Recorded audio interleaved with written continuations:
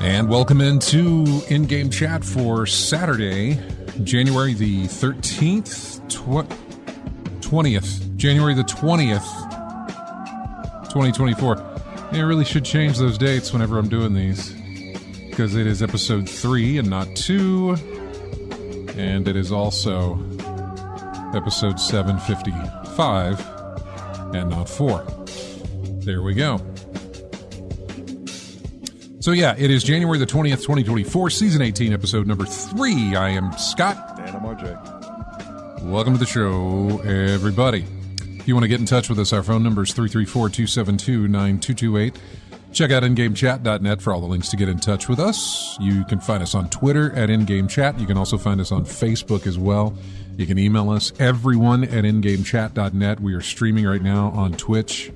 Head over to twitch.tv, type in game chat. You'll be able to find us and join us in the chat room live while we broadcast. Got some people sitting in the chat room right now. Alternatively, you can go over to Discord and join our room there and chat with us on the air if you would like to do that.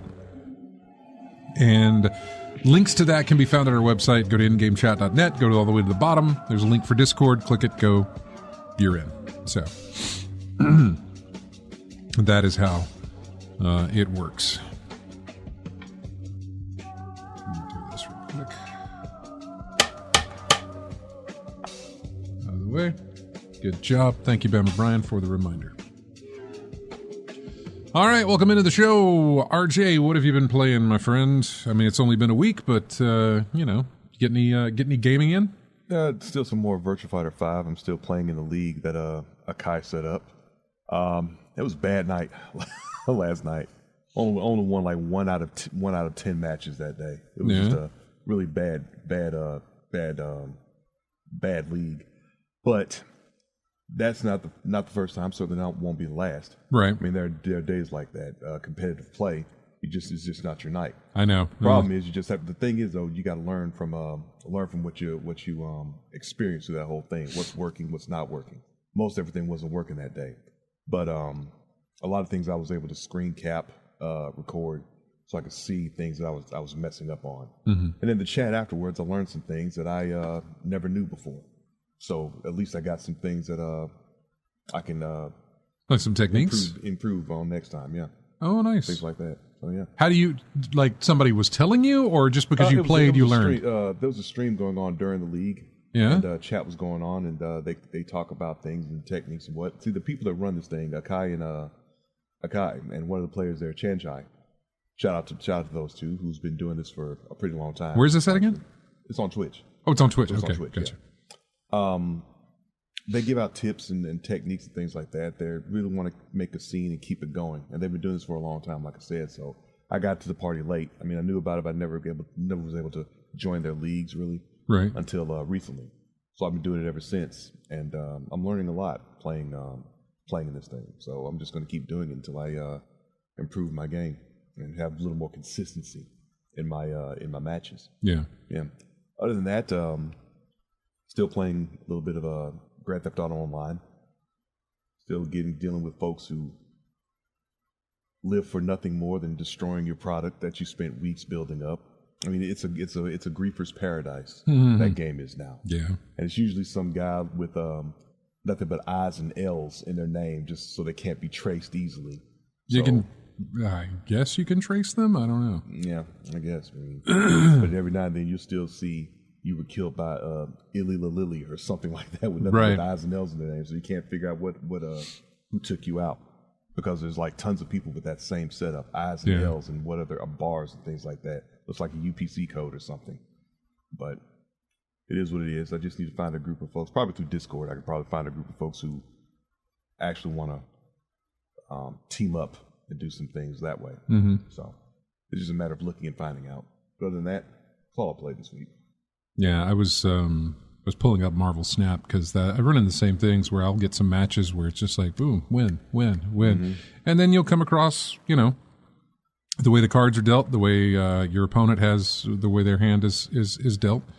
The locations have a factor into it as well. The 3 different lane locations that you can play cards in have factors in it. And you get on a hot streak, and then suddenly you get on a low streak where you can't seem to... You can't buy a win. Win anything. Yeah. Right? So, it comes and it goes. But yeah, as for what I've been playing, just some more Baldur's Gate 3. Played some more of that last Sunday, and I actually tried to play some of it this morning, and my entire party died. So I said, all right. So I went back to I wasn't very far into where I had launched from. Mm-hmm. I did not do a quick save like I should have, but I also wasn't very far into it. Like I was getting set up for the fight. Like I knew where the fight was. Mm-hmm. And I was... at first I went into it and it didn't work because I was seen. And then I tried to do a stealthy move and was still seen, but still could not win the battle there. So I'll have to try it again or just skip that area altogether if I can do that. That's a top-down view game, right? Uh-huh, yeah.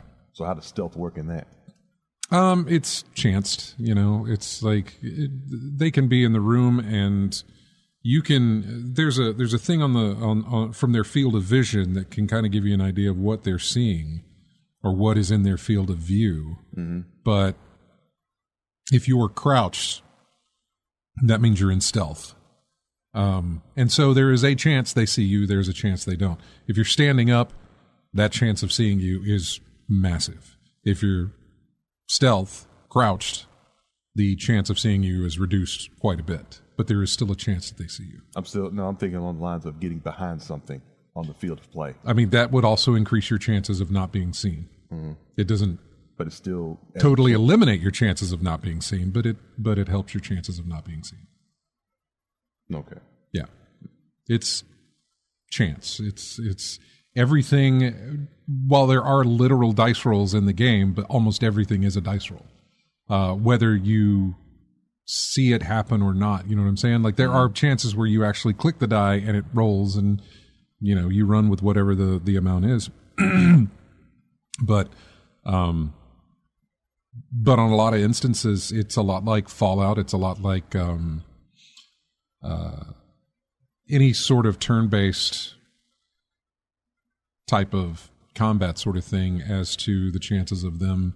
Just because they see you doesn't necessarily mean that they have an advantage because they did. You still are getting a surprise on them type of thing, and you have a little bit of an advantage when you do that. But anyway, I gotta go back and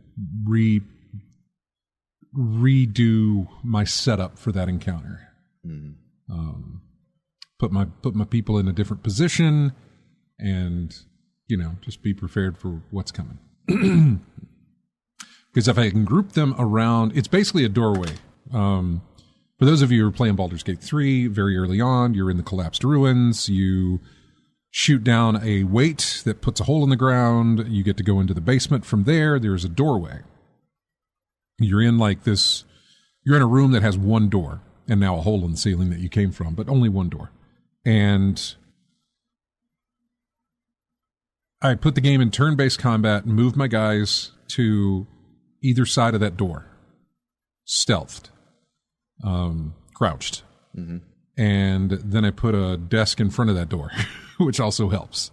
Means they won't come into the room, turn around, and see us all against the wall. They won't come in at all. Usually. So... put that there, get my guys. Well, this the first time I went down there, I looked around too much, wasted a bunch of moves, and I got seen easily. Redid it, put my guys up there, but one of my guys was not in a position where he needed to be. I thought he was good enough, but he wasn't.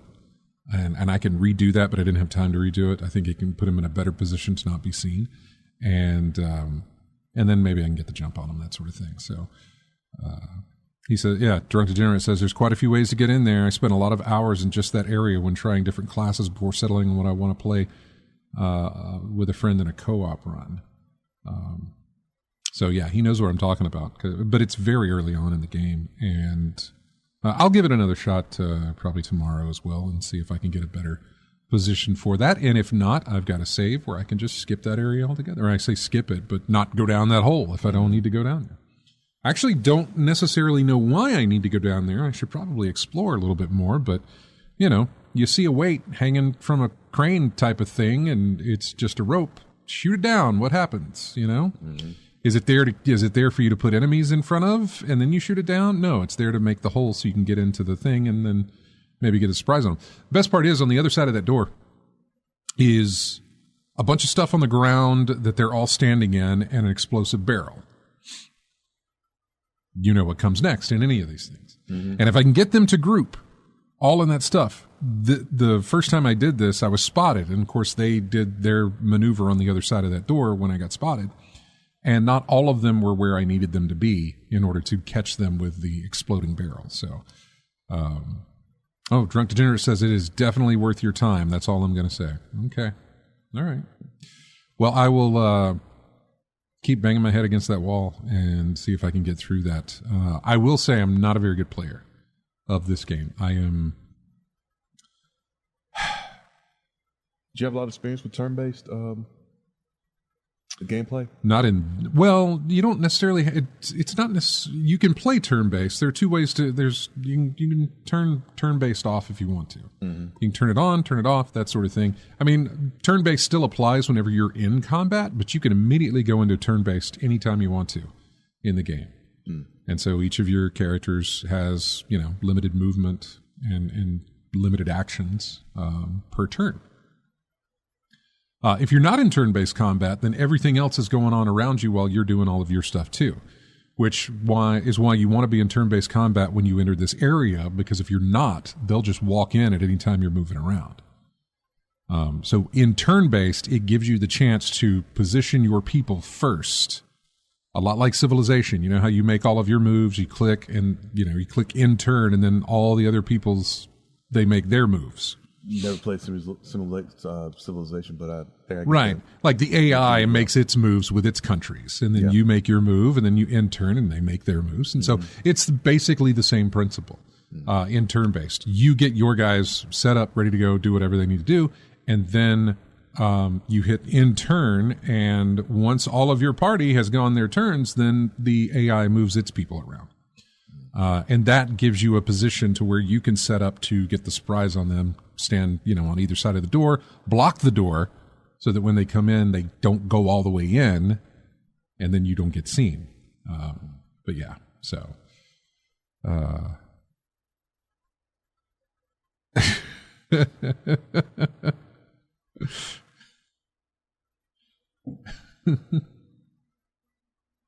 Sorry, I was just reading the chat room there. That's all. Do you know who that is? Oh, you're not. Have you not read? I was looking at the file here. Nope. No. Says this username not exist. What the? I know, right? I don't know. I do not know. If you want, I can ban them. I have no problem doing that. I don't know who. I didn't know if maybe you knew the person, because you threw some shout outs there a minute ago, and I didn't know if maybe you knew somebody. So that's all. Okay. But you have mod status. If you want to, you take the you do the thing. Okay. It says no. Yeah, I have no idea. No, Move on. He's like, keep going. Move Will do. So anyway, Baldur's Gate 3, that's what I'm currently working on, trying to get through this. I guess I'm in the basement, the dungeon. I don't know exactly where I'm at, but I'm in the ruins or below the ruins. So that's where I'm at. Drunk Degenerate says that he could join the campaign if you want to just say it. That would be great. You know what? I would be willing to do that because I don't know what that's like. Somebody joining my campaign. I'm playing with like the computer AI. They're in my group and I can control them anytime I want to, but I haven't brought in like, a co-op player. Mm-hmm. And so I don't know what happens. Do they replace a person in my party, or do they bring their part and we have a big party of people? I have no idea how this works. Like if you join, like if I join somebody else, is it just my character, or can I pick one of my characters from my party to join his? I have no idea. Mm-hmm. So, Drunk, I am, Drunk Degenerates, Josh, I am perfectly fine with doing that. We can jump on Discord, tomorrow morning or something and work it out if you want to, or whatever the case. We'll talk. But yeah, we'll definitely talk about that and see how that goes, because I'm actually interested in how that works. I'd like to see the mechanic of how it works with people jumping into your party and playing. So I'm curious how that goes. So yeah, I played played some more Strange Horticulture. Did I play anything else? I really didn't play anything else that I can think of other than that. Getting that far into Baldur's Gate 3 at the beginning yesterday or last weekend was enough. Like that is not very far into the game, but it is very time consuming still because you explore so much of the area. Does it feel like an extended tutorial? I never feel like the tutorial ever ends. But because there's so much to it, which is why I still feel like I don't exactly know how to play the game. There are aspects of the game that I am not familiar with, and I'm not sure exactly how it all works. Watching videos on it, it's like, hey, when you leave camp, make sure everybody gets buffed. I'm like, buffed with what? Who buffs what with who with what? I don't know. What buffs? I have no idea. Yeah. So it's a learning experience for me. Oh wait, what does it say? I have not joined an in-progress campaign yet. Supposedly I get to make my own character when I join, and I get the XP you have so far. That is interesting. Worth trying out when we do that to see how that goes, because I'm kind of curious of that myself. So yeah, that's about it. I did a cleaning of my PC on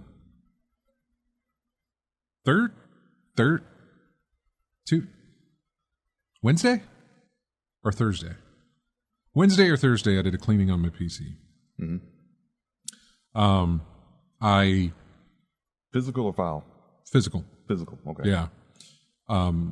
What I noticed was my CPU was running at like 95 degrees, or at least the reading said that it was running at 95. Mm-hmm. It could have been wrong, but of course, as soon as I opened up my fan controls and it noticed that the CPU was at 95, the fans kicked in and, started kicking on, trying to cool it down. It wasn't budging, and I thought, what's going on here? So I did a restart, not a hard restart. I just did a regular restart of the machine. I didn't actually power down and then power it back on. I just did a restart from there. Mm-hmm. That did not solve it.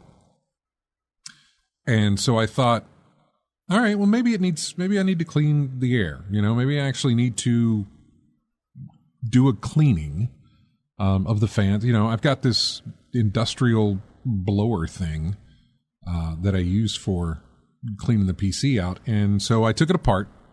Not all of it, obviously, but I took the sides off and the filters and everything else, cleaned all of those, blew the thing, got all the dust out, and I wiped down the glass, cleaned the glass. It's amazing how much better the thing looks just with a little glass cleaner over the over the tempered glass that is the outside. It's amazing how wonderful it looks afterwards. So I put it back together, fired it up, and everything's been fine. Mm-hmm. There was also worry that maybe it was thermal paste that maybe needs replacing. I have never replaced thermal paste on any of my PCs ever in my life. I'm not saying that it's hard to do. I've just never had to. Mm-hmm. I mean, it might be a good idea to do it, but that wouldn't depend on the quality of the paste, though. I suppose. Again, I've never done it before, so I don't know what it looks like when you pop that thing off, pop your cooler off to see what the top looks like and what to, I've looked up videos on what I need to do to clean the thermal paste off. And so maybe that was an issue too. I've been monitoring it as I've been playing other things, and it's been fine. It hasn't had any sort of an issue. So I don't know if the cleaning worked. I don't know if it was just a misread temperature gauge type thing and doing a full restart fixed it. Yeah. I really don't know. It's never really run hot before that I know of. It's never run in that 95 degree, temperature thing. And I mean, it was a solid 95. It was not wavering. It was not going up, wasn't going down, just solid 95. So I don't know, but it's working fine now.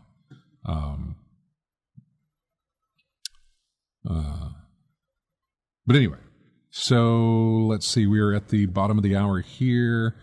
And what we're going to do is I'm going to grab this phone call when we go to break here and find out who's there and tell them that we're coming to them right when we come back from commercial break.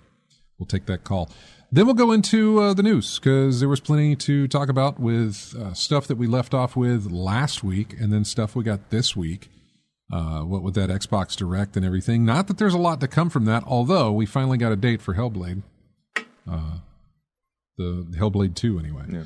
So we'll go over all of that. This is music from the game Teardown. It is just a track called Chase. And we'll be back with more of In-Game Chat right after this.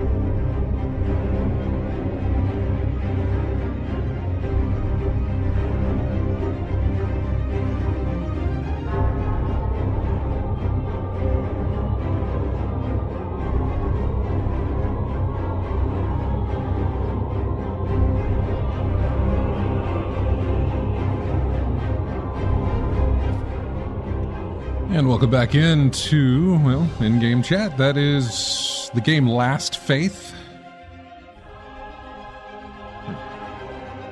It's a boss fight music. It says Cold One Beast. So I'm not exactly sure what that means, but if you play the game, maybe it has some meaning to you. So, welcome back to the show. Let's jump to the phones and talk to Chris. Hi, Chris. What's going on? Not a lot, man. What's going on with you? Sounds like you might want to look up some videos on Baldur's Gate. General tips, because it's a Dungeons and Dragons based game. It is, and but my problem is, there's so much to cover. Like when I look at beginner tips for Baldur's Gate 3, videos are like an hour and a half long.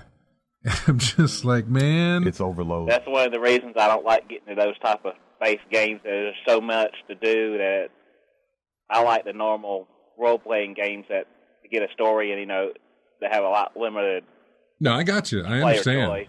I understand. Now, but I don't think that they expect you, and clearly there are people who do, but I don't think they expect most people who play this game to know all of those mechanics that we're talking about. I don't think that they expect their players to know every single thing about this game. They do obviously expect you to have some sort of knowledge as far as Dungeons and Dragons are concerned, and I've got a little bit of that, but I mean, there's a lot to it, and I'm gonna do my best to.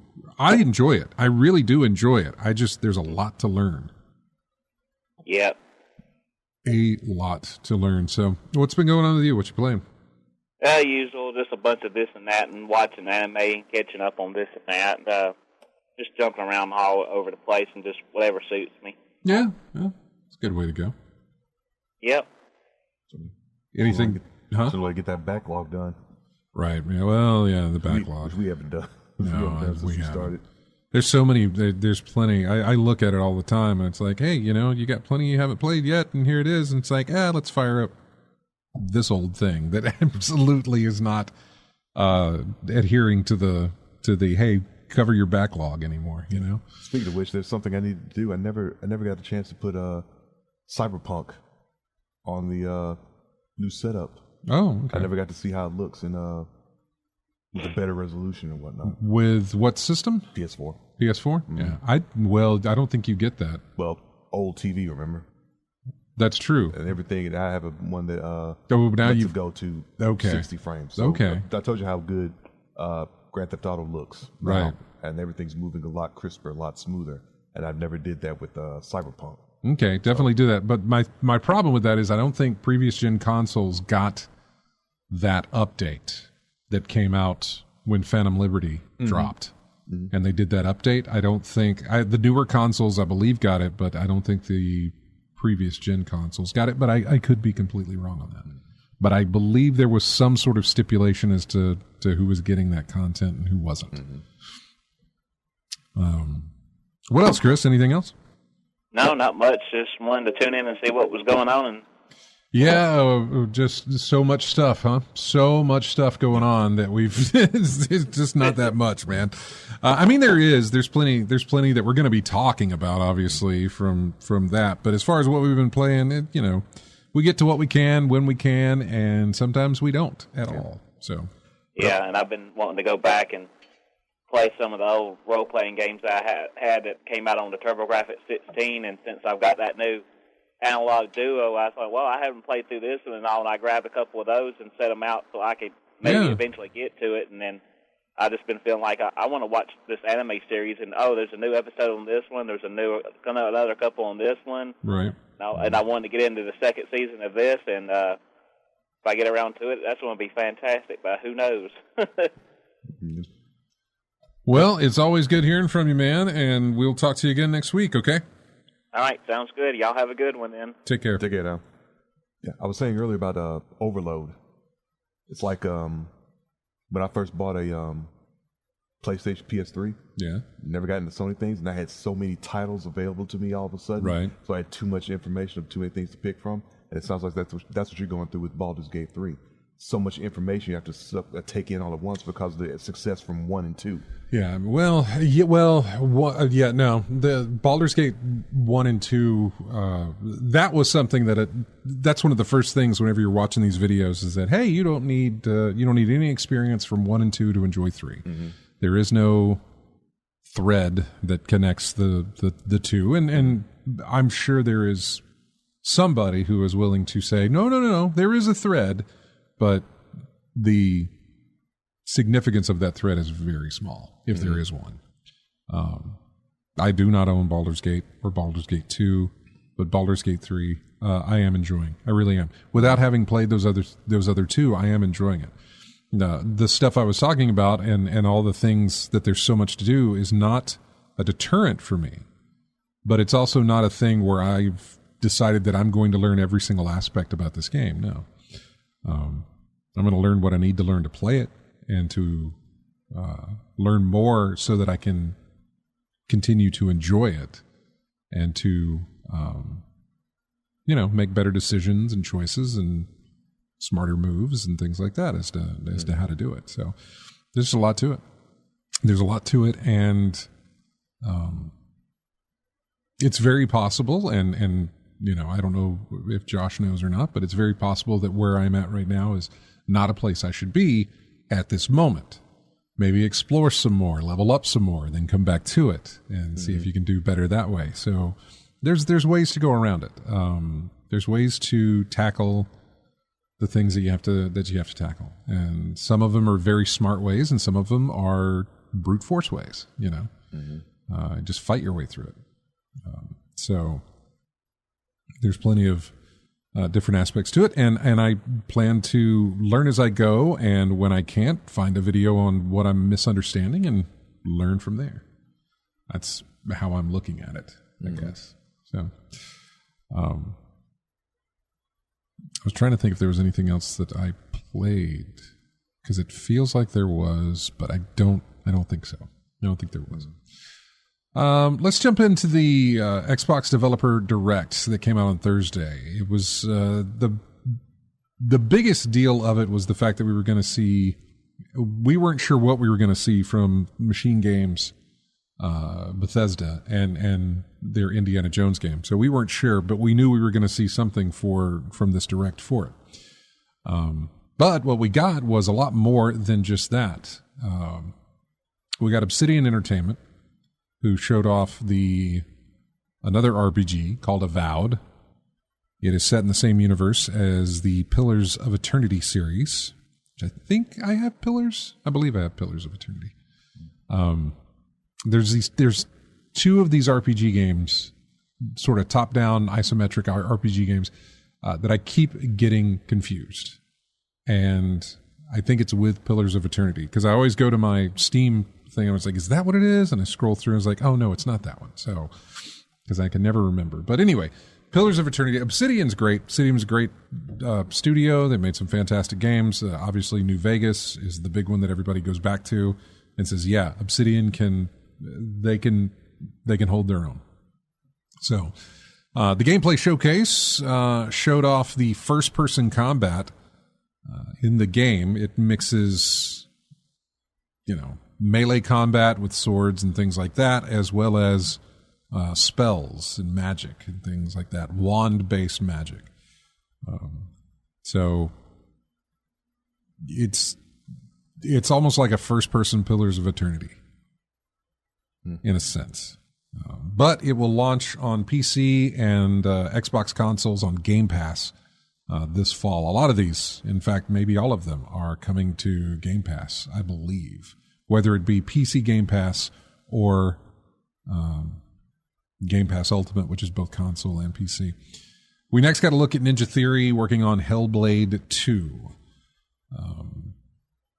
They said it will follow in its predecessor's footsteps, and they were very specific, a shorter narrative-led experience. So we're going to get more of that. Or I say more of that. We're going to get about the same length as the first game. First game was not very long at all. No, it wasn't. And this game doesn't look like it's going to be that long either, which is fine. It all depends on how you look at that. If you look at how you value your games, how do you put a price on length, or do you put a price on story or fun or whatever it is you get out of it? You know what I'm saying? It's hard to say. It's hard to say, like, what, Super Mario Brothers 3, I'm going way back. Super Mario Brothers 3, I cannot remember what that cost when it released, but I want to say it was like $50, right? Yeah, Probably about $50 for a Super Mario Brothers 3 when it released. You could finish that game in a very quick amount of time with the warps and the tricks and little things like that. You could finish it very fast. Yeah. So does that mean it's not worth the $50? Were you thinking about that at the time you bought it? Obviously not. No. You were thinking about, it's a new Mario game. I want to play the new Mario game. But you think about it certainly now, at this point in life, right? Well, yeah. You think about that $50. Right now, you think about the bang for the buck. Yeah, I know. And it wasn't a thing you thought about when you were in your teens or preteens or whatever. But now at this age, you're definitely thinking about it. And something else that sticks out to me with Hellblade 2 is that it's a story-based game. Yeah. You're playing it for the story, really. But it took all this time for you to make a sequel, and it's not bigger, better, more involved. I mean, the perk of the first one was the dealing with the psychosis that Senua was going through, right? And that's still here. And it's still there. So says Senua's psychosis will play into the factor in the story, with her seeing hallucinations as she moves through the world, which facilitate new dangers alongside the enemies she'll face in her quest. This will manifest in in-game threats, but also in visual and audio cues, like hearing voices and other noises throughout.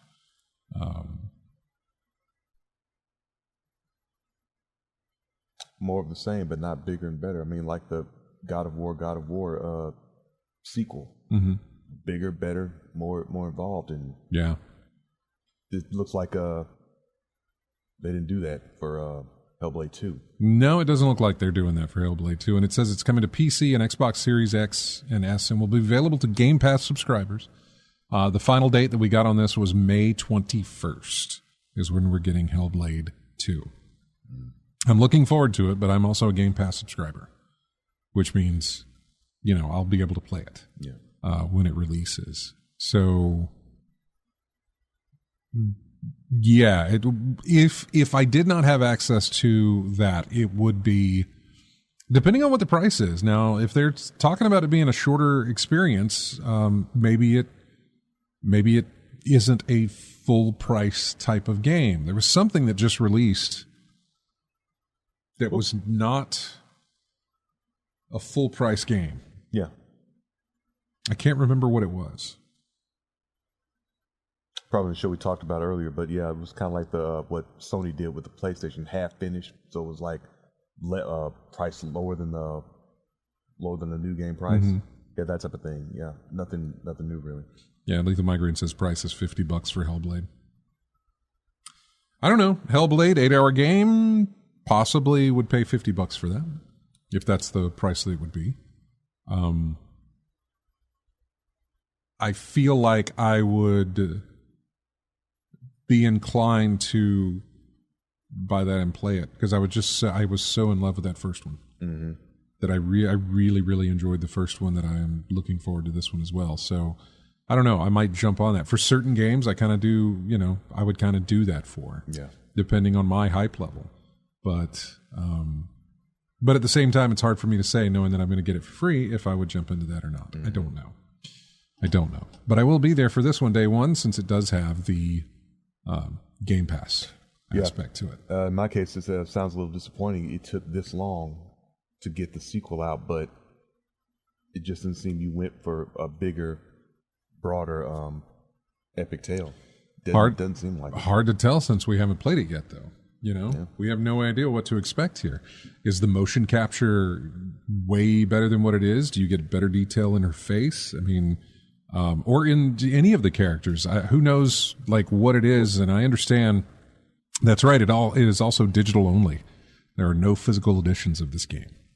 Completely digital only, which is something else we need to go into, because I have another article from Ubisoft talking about how gamers need to come to terms with not owning their games. Yeah, that went over well, didn't it? Man, we're going to get into that. Let me finish up this the Xbox thing here. Mm-hmm. Visions of Mana was next. Square Enix made a surprise appearance to show off Visions of Mana. It's the latest in the RPG Mana series. It was additionally announced at the Game Awards back in December, and we got more to look forward to here with this one. It'll launch on PC, PlayStation 4, PlayStation 5, and Xbox Series X and S in the summer of this year, if you're a big Mana fan. There's a massive amount in that series, just a ton. This one I'd forgotten about. Oxide Games showed off Aura, History Untold.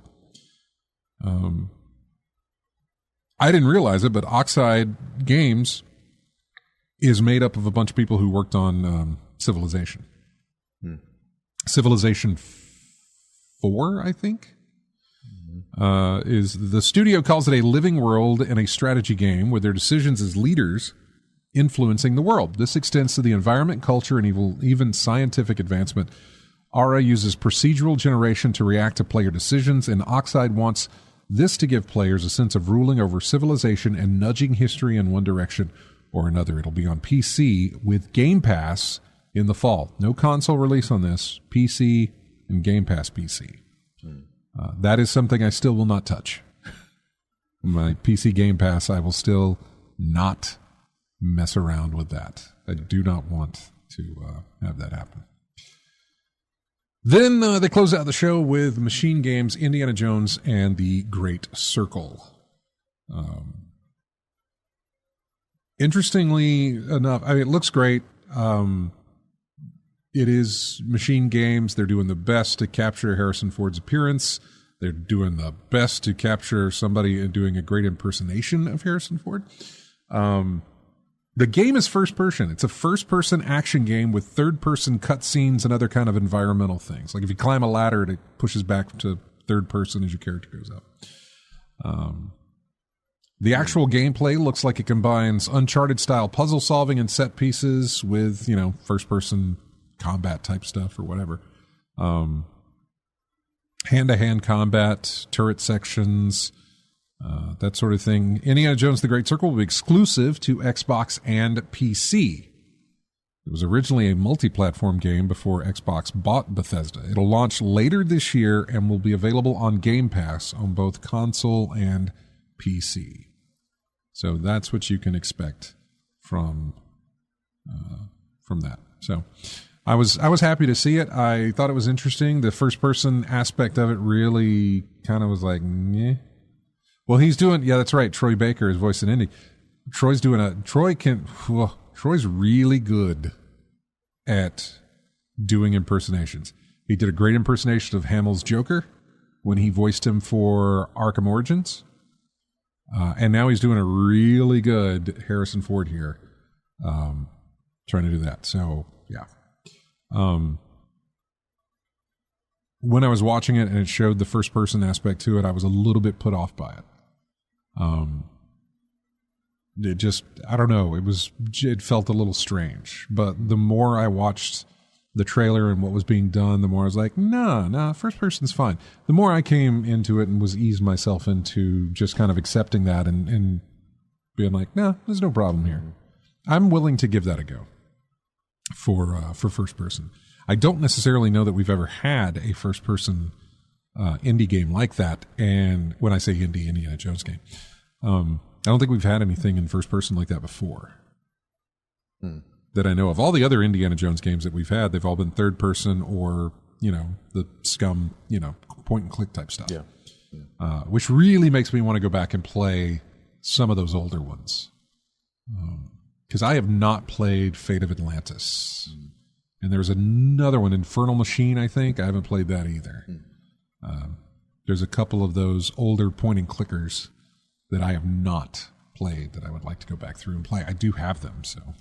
Was it? You said it was a Bethesda project? It's Bethesda, but it's Machine Games, the guys that did Wolf. We talked about that. Okay. The recent Wolf games that came out through Bethesda. That's its own. Look, I think so. Wolfenstein, Bethesda, Fallout, first person look. Yeah. Mm-hmm.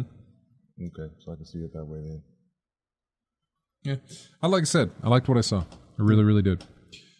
And I've grown to like it. At first, I did not, and then my mind changed on it. So I think it's because he's such an iconic character. You want to see him, right? You kind of do. You kind of do want to see that silhouette of the hat and the whip and the jacket and that sort of thing. You kind of want to get that, and I think they probably go a long way to give you that. Mm-hmm. And I think third person, like with Batman and like with I think of Tomb Raider and Uncharted. Yeah, Tomb Raider and Uncharted, they let you feel like you're playing those characters. Mm-hmm. I feel like I'm playing Batman. I feel like I'm playing Indiana Jones or Uncharted, Nate Drake, that sort of thing. Whereas when you throw it into first person, it gives a little bit more immersion to make you feel like you are that character. Not necessarily that you're playing that character, but that you are that character when you go into a first-person aspect to it. Mm. I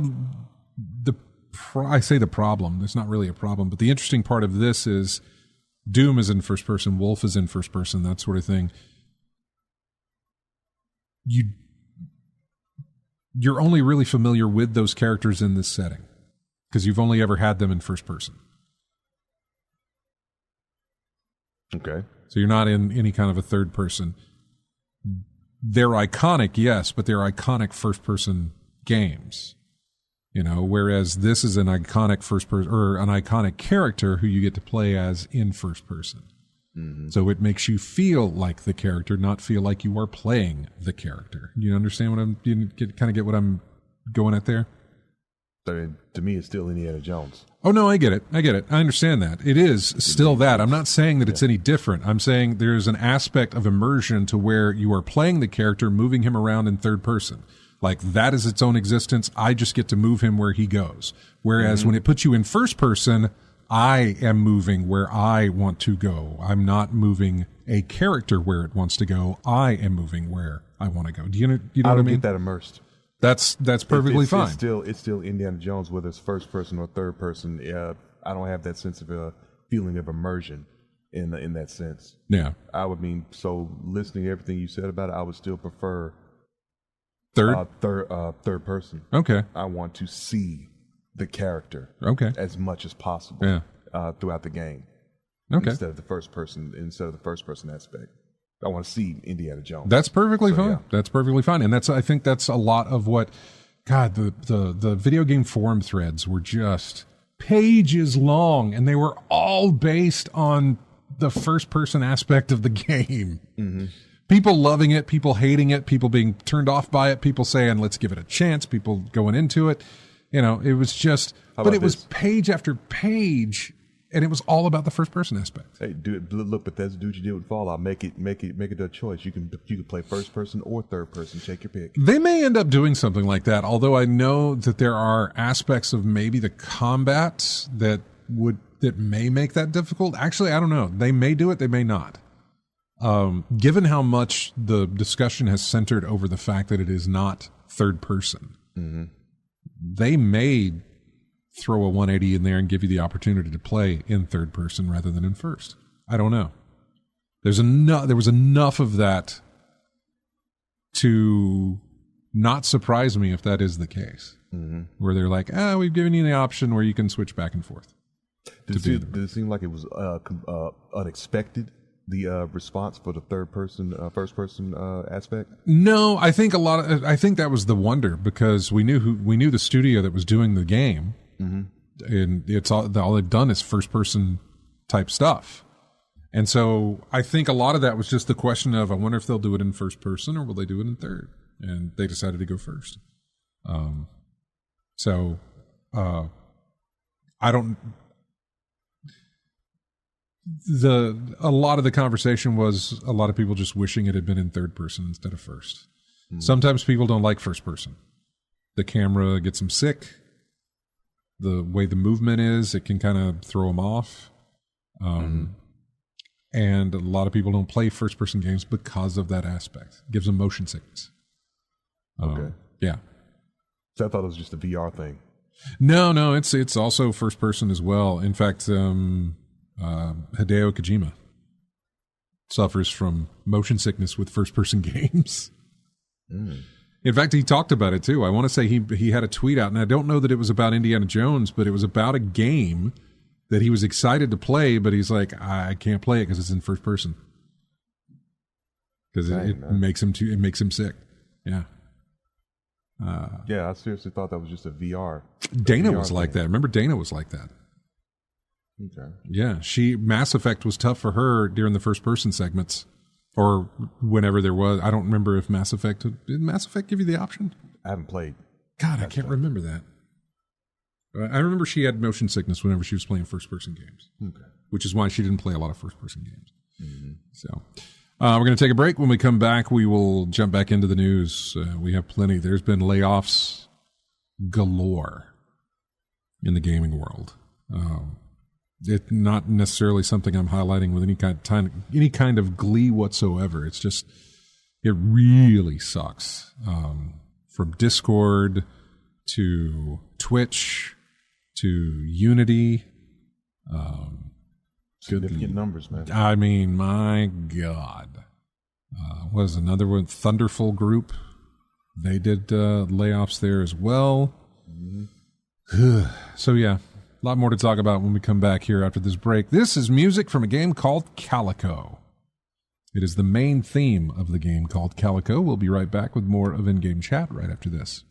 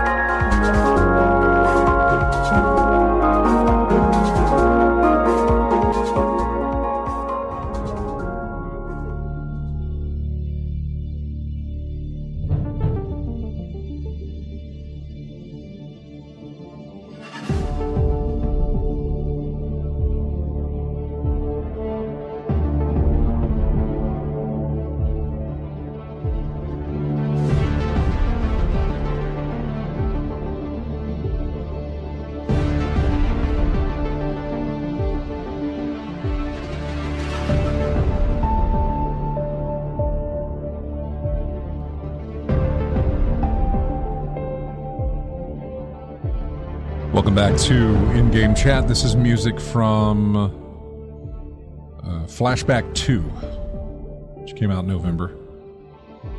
Probably the main theme. I'm not exactly sure. I didn't write that down, or it didn't tell me, one or the other. So,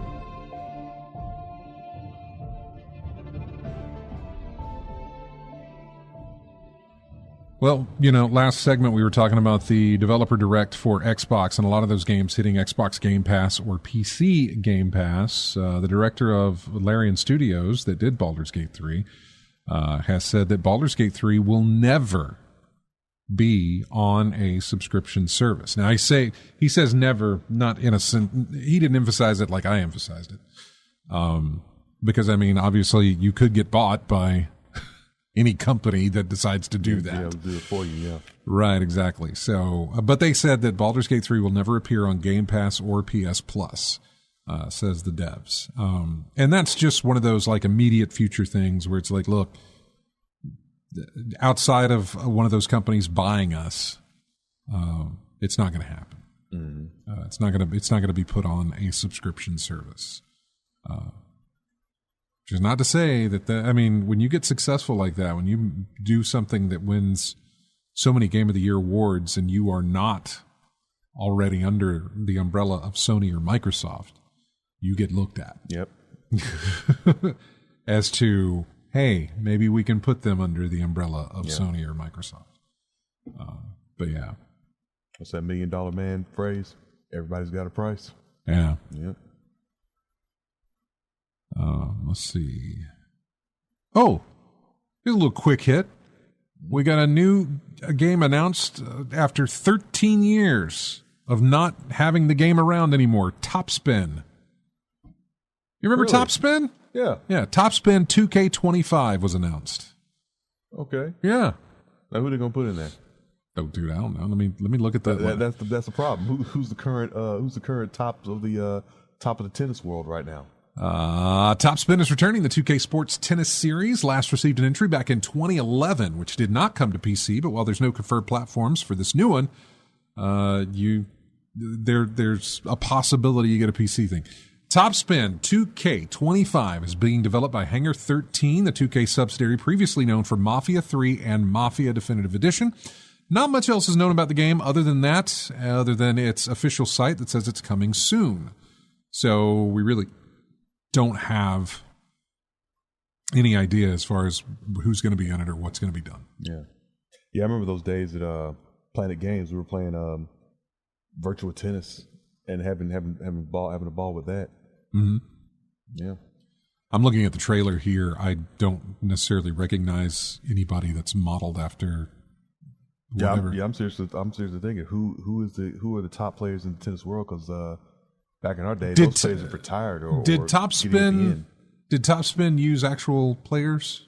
Was it Topspin that used actual players? I want to say they did. Maybe they did. Because I really don't. Because the sport. It was 2K. Really don't, yeah. And Sports, 2K did a lot of that, so I'm not sure. I don't know how well sport games are going to succeed without real players. So I remember playing Topspin. I really do. That's not what I wanted to do. I wanted to open that up. Yeah. Going through looking at some of the other little quick hits that we have, and we'll get to those. But first came out in 2003. I probably had that. Kornikova, Leighton Hewitt, Pete Sampras. So they did use actual players. Okay, they were on the cover. Yeah. Yeah. Well, it'll be interesting because I mean that's been a long time ago, and I don't necessarily know if, God, there is no other tennis game out there.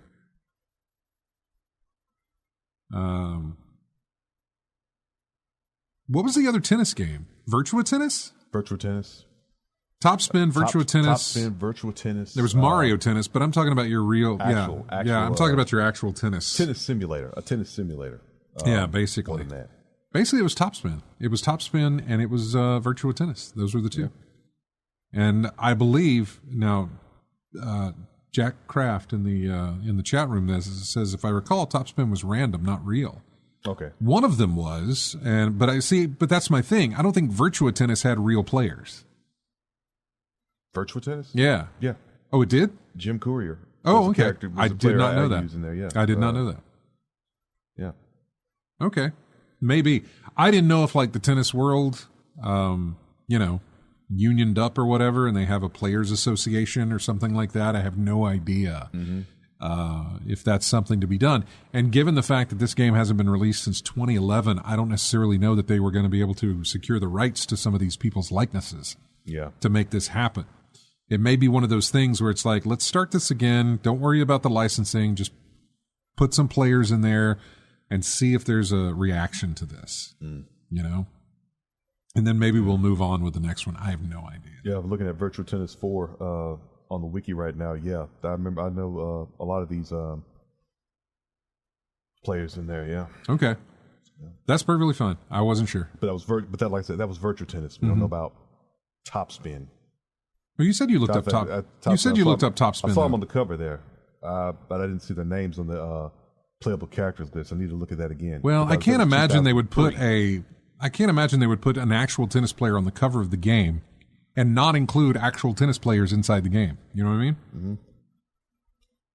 Recheck because they were on the cover of the game. Yeah. While he's looking that up, we'll go back to the comment that was made about Ubisoft. The publisher's director of subscriptions, Philippe Tremblay, was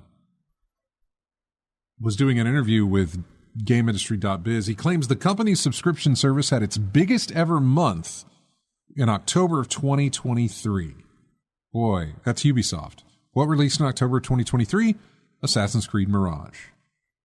Which I'm not saying that is what spawned their biggest month, but I'm sure it had something to do with it because Ubisoft has a subscription service. Ubisoft Plus and all these other different things that they've got, but they had that. He claims that their subscription service had a big month in October. The service had millions of subscribers and over 500 million hours played. This article from Kotaku goes on to say that, of course, a lot of this could be the result of Ubisoft's various moments of refusing to release games to Steam, forcing PC players to use its services.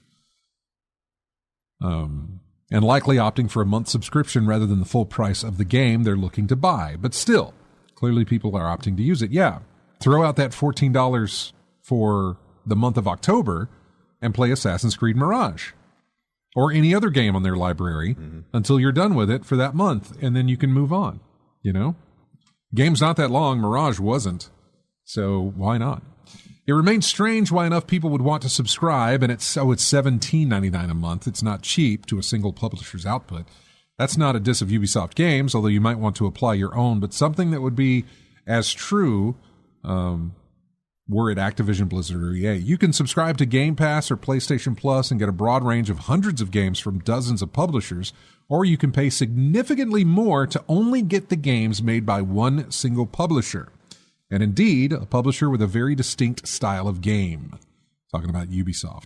What's more chilling about all this, however, is when Tremblay moves on to how Ubisoft wishes to see a consumer shift, similar to that of the market for CDs and DVDs, where people have moved over to Spotify and Netflix instead of buying physical media to keep on their own shelves. Given that most people, while being part of the problem, also think of this as a problem, it's not weird, or it's so weird to see it phrased as if some faulty thinking in the company's audience. Going to quote this guy here.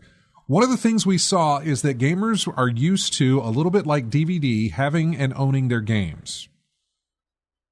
Gamers are used to having and owning their games. What a novel concept that we're used to owning our things that we bought. Please. Going on in this article, the guy says, that's the consumer shift that needs to happen. They got comfortable not owning their CD collection or DVD collection. No, they didn't. That's a transformation that's been a bit slower to happen in video games. As gamers grow comfortable in that aspect, you don't lose your progress. If you resume your game at another time, your progress file is still there.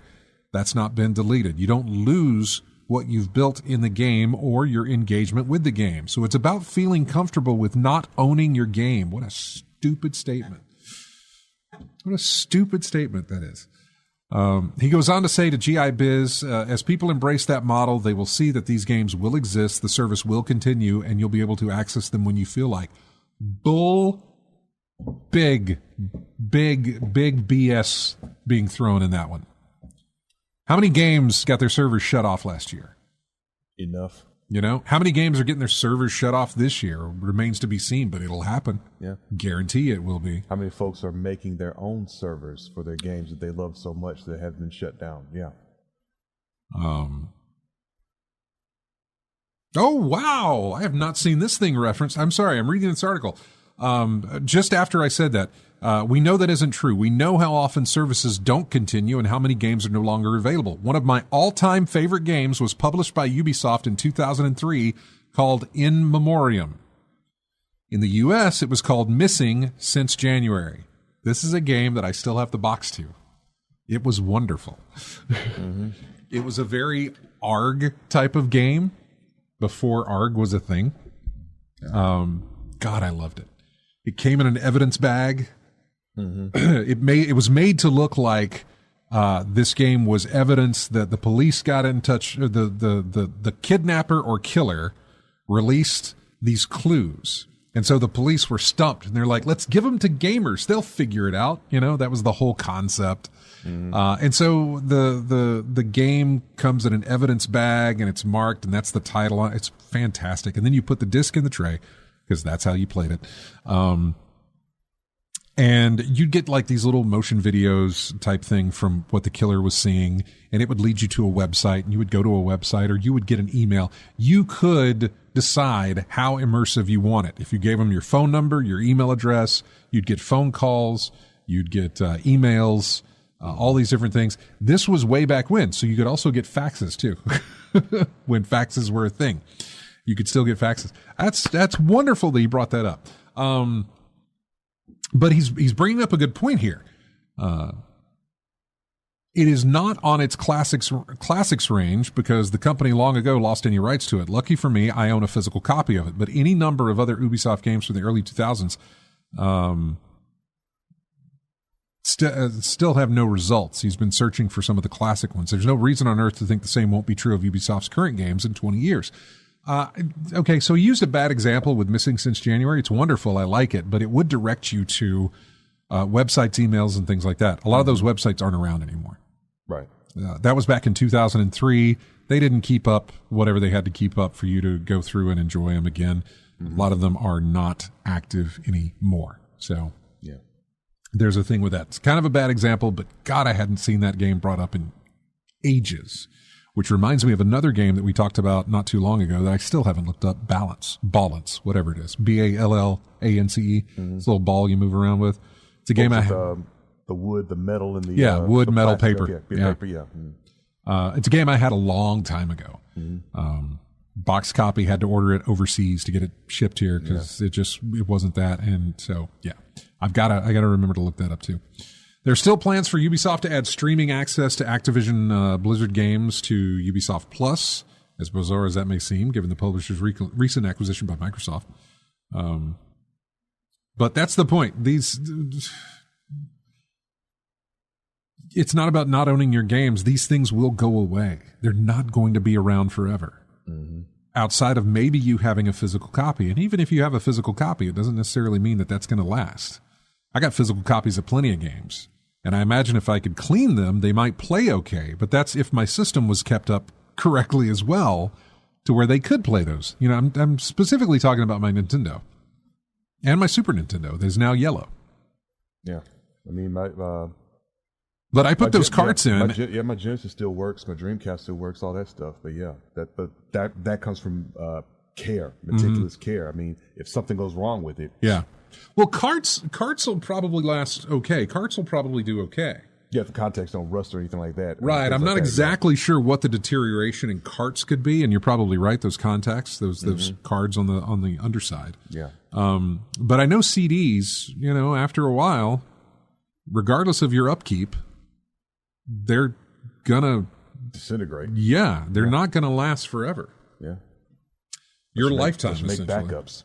Yeah, well, there's that. You can, but a lot of these you can't make backups because they read what's on the disk specifically, and if that isn't copied over, and sometimes you can't copy that, it won't work. Yeah. Depending, I don't know.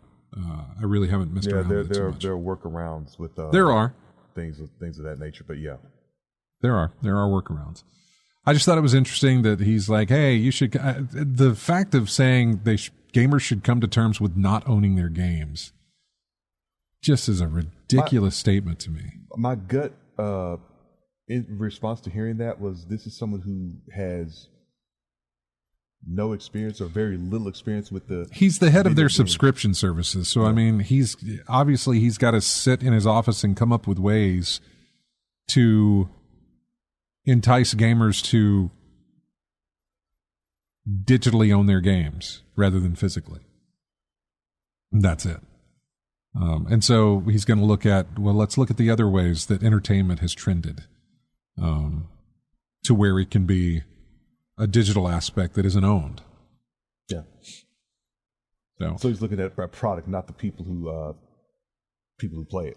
The mentality of the people who play it. Yeah, I mean, I don't necessarily know. But I mean, he's in charge of their subscription services. So yeah, I mean, he's going to say these things. That's his job. I don't necessarily know that he should have said it that way, but it's his job to entice people to get that subscription service. I'm about to say, he's the head of subscription services, right? I think that's what it said. Yeah. Okay, but he didn't vet this or let somebody else see the state before he put it out there. Of course not. No, he was doing an interview, and that's when he said it. Yeah. He was doing an interview with GameIndustry.biz is their name. So we got a phone call here. Let's go to it. I don't know who this is. We're going to go blind. Hi, you're on In-Game Chat. Who's this? It's Chris again. Y'all were talking about the preservation stuff. Yeah. Yeah, the cartridges are very well being able to be protected. Like RJ was saying, the cartridge connectors would wear out eventually over time, and sometimes they can get corroded. But I remember an example recently of an expensive game that the local game store got in, Retro Game Planet, and basically the core data of the games is stored on computer chips inside on a circuit board. Right. So they're very intact, even with ones that have memory like that, like role playing games that have a save battery. Mm-hmm. All you'd have to do is replace the save battery. Of course, you lose your data, but you can restore those save batteries, and replace those every 10 or 15 years or so. Oh, wow, yeah.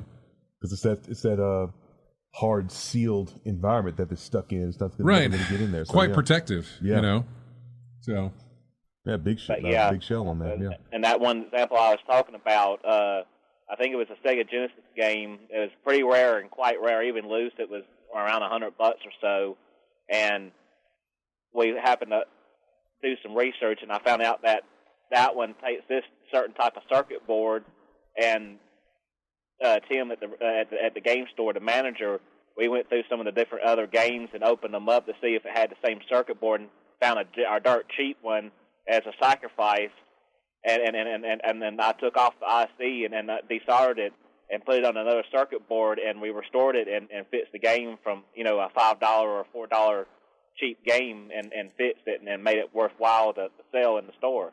Okay. Yeah. So like we talked about, there are workarounds.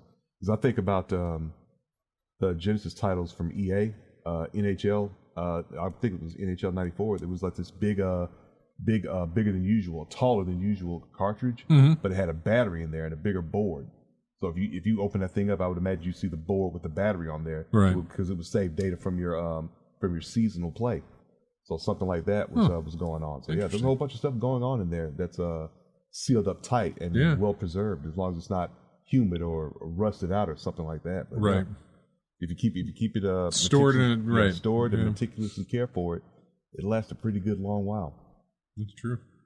And there's new technology, and there's so much knowledge on the old Nintendo and Super NES games.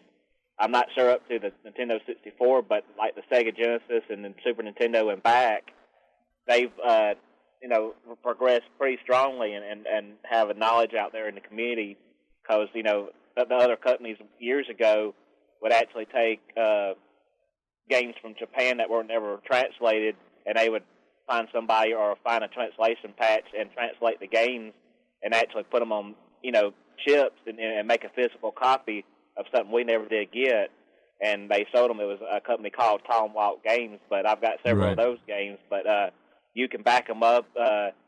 There's tons of information out there if you dig through enough. That there's ways to back those up and reproduce them, as long as the technology is still around where you can get a hold of the computer parts to do so. You can, if you have the knowledge, you can do it. Yeah. If push comes to shove, I bet you someone could fabricate it if need be. Yeah, it's weird because as a collector's item, obviously the carts themselves are where it's at. But for me, it's oddly enough, games that I used to only be able to own physically, I am now trying to gather digitally. All of those ROMs for the old Nintendo games and stuff like that, which is fantastic. It's my Steam Deck's over there, but yeah, all of those things on my Steam Deck's been fantastic to do that. That's how I choose to preserve it, I suppose, is to be able to just grab them and put them in one device. But one is easier to do than actually restoring or trying to maintain. I just want them to play. I don't want them to have a collection on a shelf or something like that. Maybe with the consoles themselves, not so much with the games. Specifically, maybe a few. I've got some that I've held on to, but that would be the reason. Chris, thank you for calling, man. We're about to take a break here, but thanks for calling back. You're welcome. And the only thing out there that you really can't back up and do is an old Laserdisc format. If there was a game only on that format and they never did release it on other consoles or whatnot, if it's only on a Laserdisc one, you can't get it. Yeah, and if that disc rots away and nobody has a good one, they're gone once they're gone. That's it. Yeah. Yep. All right, man. See y'all later then. See ya. Hey, take care now.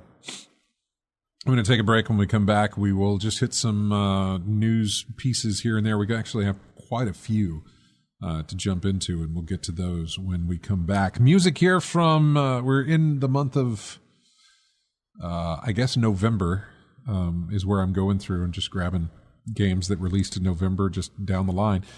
Super Mario RPG. This is the Bowser fight, and we'll be back with more of In-Game Chat right after this.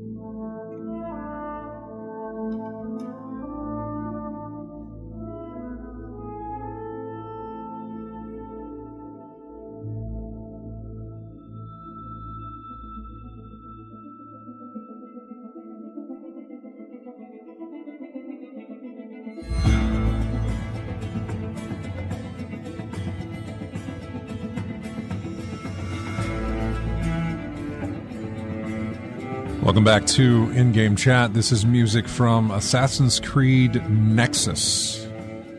Main theme from that game. It's the VR game. It's the VR Assassin's Creed game.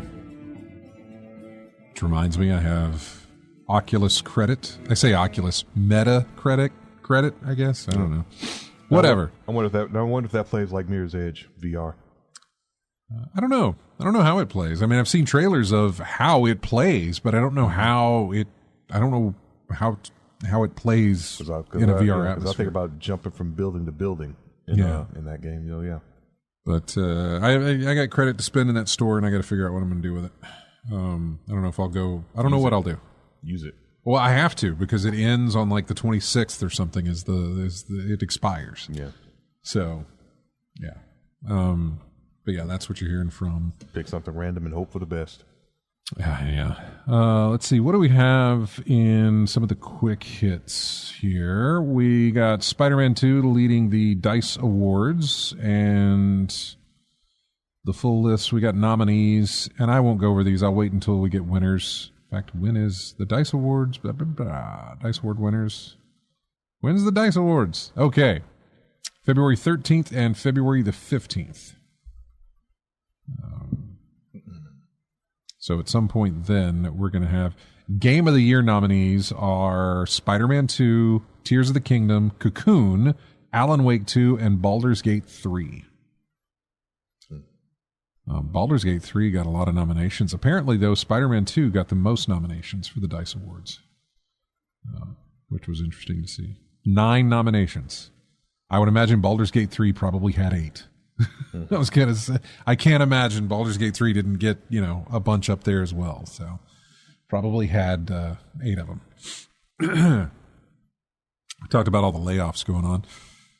Gravity Rush is that, and its sequel, Gravity Rush 2, not a very often talked about game series, but for whatever reason, Sony is making a movie based on those titles. And showed off some test footage at CES not too long ago. It was rough, but they're working on a Gravity Rush film. Interesting. What else did we get?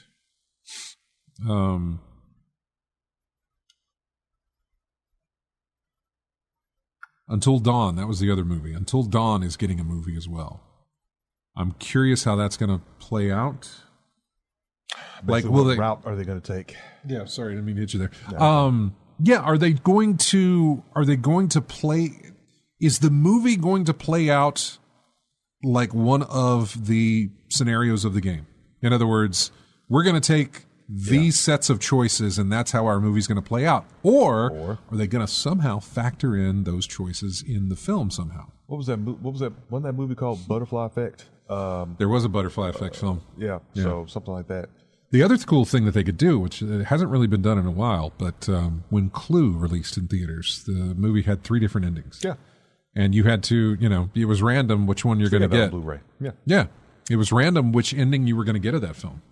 Mm-hmm. So it would be kind of cool if they brought something like that back. What was all 3 endings? So yeah. What I saw. I would think it would be interesting if they legit made a movie with a bunch of different choices and just made a bunch of different prints and sent them out there and said, here's the movie. You could get the one where these 2 people survive, or maybe somebody, a friend of yours in another theater got a movie where these people survived, That would be interesting, I think. You don't look at all thrilled. No, I was just thinking about something else. This day and age. And what, spoilers and stuff? No.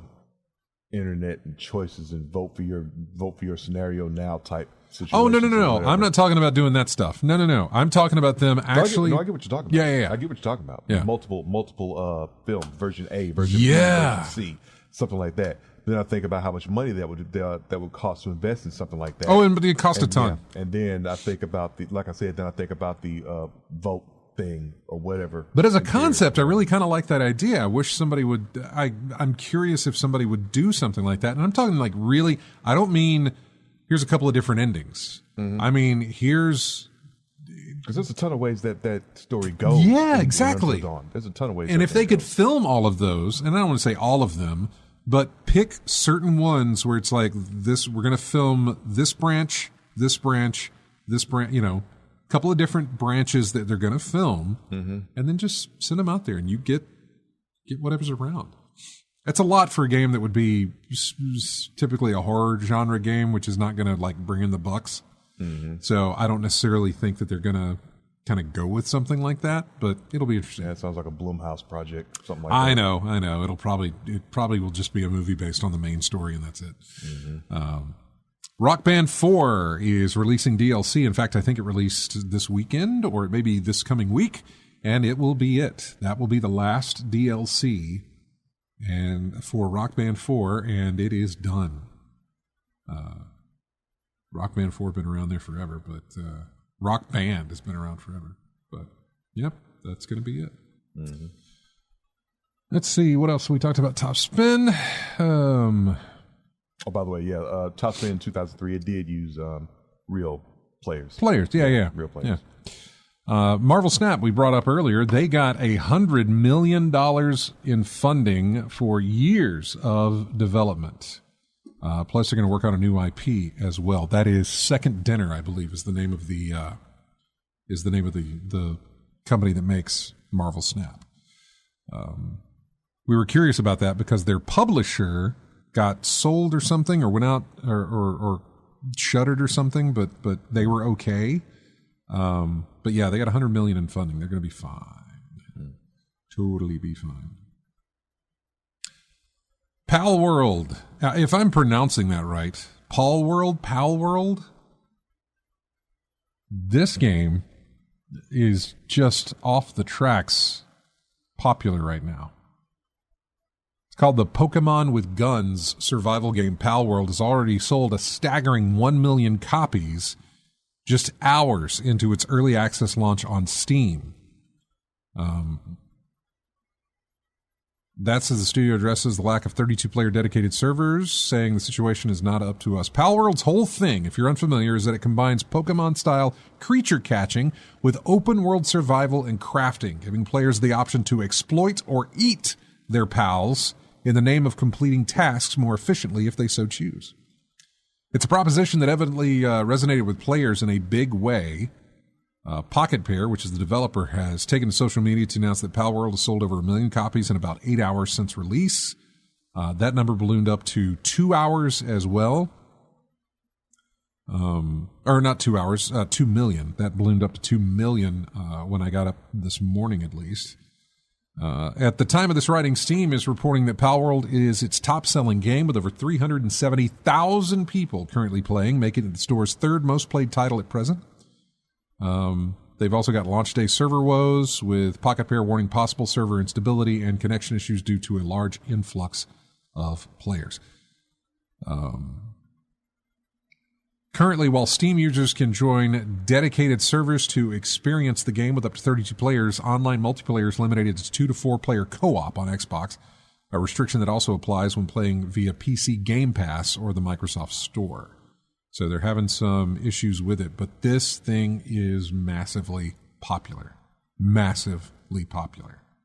A lot of people on my friends list are... Huh? Suddenly popular. Suddenly popular, too. I really didn't think that was going to happen, but man, did it ever just like a tidal wave of popularity just out of nowhere. Boom. Is this Fortnite-esque? Doesn't seem to be. Okay. Because I don't think... I don't think that you're playing against other people. You have the option to do that, I think, or play with. I'm sorry, I'm not sure. I mean in terms of popularity, suddenly popular in taking over the video gaming world suddenly. What would be good what would be a good way to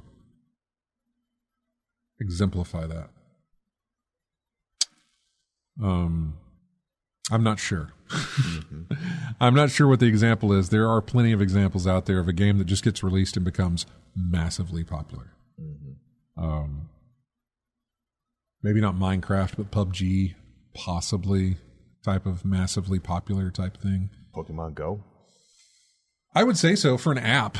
Yeah. I was on an app thing. I would say so, one of those things. But Pokemon, when Pokemon Go released, Pokemon was already kind of a a pretty substantial established franchise. This is not. But it's doing amazingly well. It is on Game Pass for consoles. So if you've got an Xbox console and you got Game Pass, you can play it there. It's having some server issues there. Or you can buy it on Steam for $25.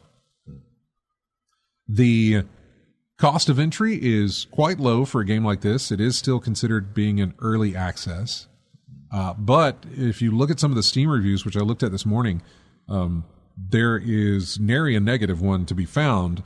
And a lot of people are saying this is one of the most robust early access games I've ever enjoyed. There is a lot here for a game that just released in early access. I guess that's not something you normally get when a game releases in early access. A lot of fleshed out ideas and that sort of thing. But it is in early access, but apparently it is chock full of things. You're not taking a gamble like you may be on most early access games. A lot of things seem to be fully featured already. I don't exactly know when this thing is supposed to come out of early access and get like its official release, but they seem to be doing pretty good at the moment with what they've released. It's one of those rare moments when a game like this gets released and there are very few bugs, very few problems with it, very few complaints of nothing to do because it's early access, but there's apparently a lot here. I don't know. It sounds like they messed around and released the full game, by accident or something. Well, I'm definitely going to give it a shot on Game Pass just to see what it's like, and see if it's worth the $25 on Steam, which is probably where I would go with it if that's what I do. Only for the fact that you're having server problems on the console, but also it'll give me a chance to mess around with the gameplay, because if I feel more comfortable playing that game with a controller, I may just say, well, fine, I'll play it on Game Pass. Yeah. There's no reason for me to get this on PC if I feel like, outside of the fact that maybe I can only play it with PC players, if I get it on PC. And those servers are doing fine compared to what the console servers are doing. So, I don't know. That's a possibility. We'll see. What else did we have? I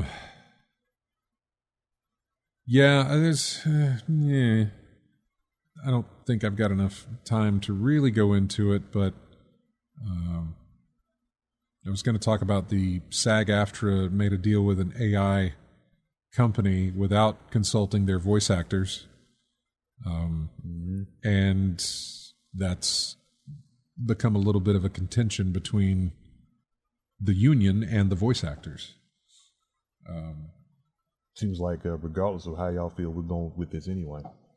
Yeah, it seems like they did not consult them, and that was a big thing. AI was a huge thing for a lot of creatives during the recent strikes, both the writer's strike and the actor's strike. AI was a massive contention point of like, hey, don't be bringing in AI to write this stuff. You have writers here. Pay your writers. Don't do that. And with the actors, AI acting was not necessarily anything to really worry about. But definitely the voice acting. The voice acting AI is definitely something to worry about. Yeah. So I think we may have talked off air about the reasons why some folks are going that route, especially. And then I liken it to the cashiers at your local retail store. Self-checkout? Yeah, self-checkout. Which, look, I think we've said before, whatever costs the company less. That's what they're going to go with, right? Yeah, I know. So just check the money, folks. Let's see who's winning that argument. That's definitely right. Rocksteady. I was going to say Rockstar, but Rocksteady Studios. At least some of the founders of Rocksteady have created a new studio, 100 Star Games, and they are recruiting Rocksteady talent to join their team. I only bring this up because Suicide Squad releases in a few weeks, and the previews for that have not been great.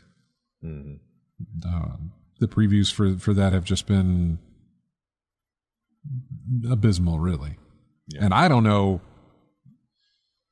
I think the game will do well initially.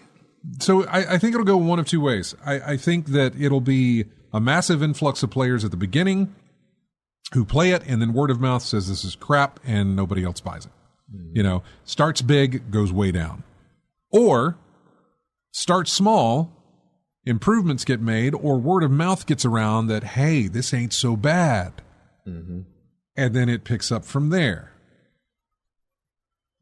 But I can't, and everybody else says this too, I can't see this maintaining the longevity that they think it's going to, where you're going to be playing this game for years. Not months, but years. They're going to keep adding content to this. And I don't see that yet. I don't see it at all, to be honest with you. And I don't know what they could do to change that. Didn't they try that with Marvel Avengers?